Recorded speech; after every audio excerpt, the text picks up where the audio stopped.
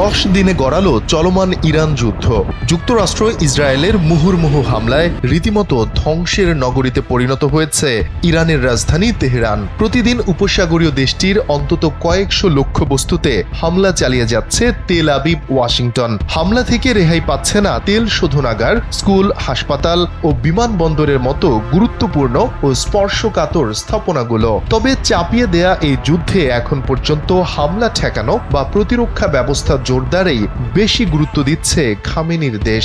যদিও মাঝে মধ্যে স্বল্প পরিসরে ড্রোন ও ক্ষেপণাস্ত্র হামলা চালিয়ে ব্যস্ত রাখছে শত্রুপক্ষের এয়ার ডিফেন্স সিস্টেমকে। এজন্য ইসরায়েল, মধ্যপ্রাচ্যের বিভিন্ন দেশে থাকা যুক্তরাষ্ট্র ও তার মিত্রদের সামরিক ঘাঁটিতে হামলা চালাচ্ছে ইরান। এই হামলার মধ্যে গেল 2 মার্চ দ্বীপরাষ্ট্র সাইপ্রাসে থাকা ব্রিটেনের সামরিক ঘাঁটি আক্রোতিরিতে ড্রোন হামলা চালায় ইরান। এই ঘটনার পর চলমান ইরান যুদ্ধ অঞ্চলটিতে নতুন এক রাজনৈতিক বাঁকের সৃষ্টি করেছে, যে কারণে চলমান ইরান যুদ্ধকে ঘিরে ভয়াবহ 6টি যুদ্ধ বিমান পাঠালো রিসেপ তাইয়েপ এরদোয়ানের দেশ।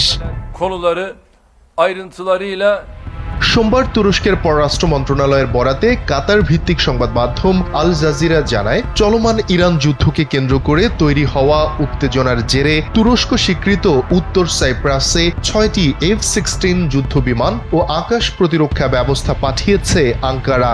দ্বীপটিতে ফের উত্তেজনা তৈরি হলে পরিস্থিতি বিবেচনায় আরও ব্যবস্থা গ্রহণ করা হবে বলেও জানায় মন্ত্রণালয়ে।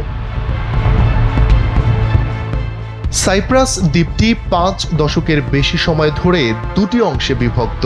উত্তরে রয়েছে তুর্কি সাইপ্রিয়টদের নিয়ন্ত্রণ, দক্ষিণে গ্রিক সাইপ্রিয়টদের আলাদা প্রশাসন। এই বিভাজন শেষ করতে জাতিসংঘ বহুবার কূটনৈতিক উদ্যোগ গ্রহণ করলেও এখনো কোনো পূর্ণাঙ্গ সমাধান হয়নি। উত্তরের অংশে 1983 সালে তুর্কি রিপাবলিক অব নর্দার্ন সাইপ্রাস গঠিত হয়, যাকে স্বীকৃতি দিয়েছে কেবল তুরস্কই। অন্যদিকে গ্রিক সাইপ্রিয়ট প্রশাসন আন্তর্জাতিক অঙ্গনে পুরো দ্বীপের প্রতিনিধিত্ব করছে।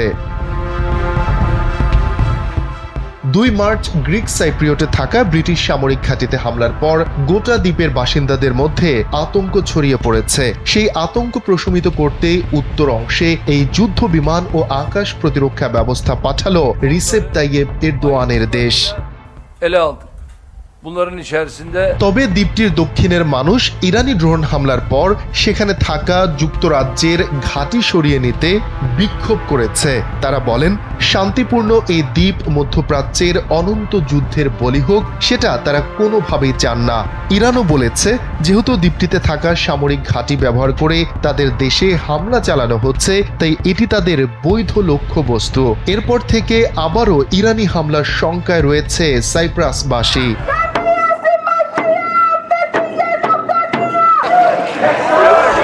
শফিকুল ইসলাম শান্ত, NPB।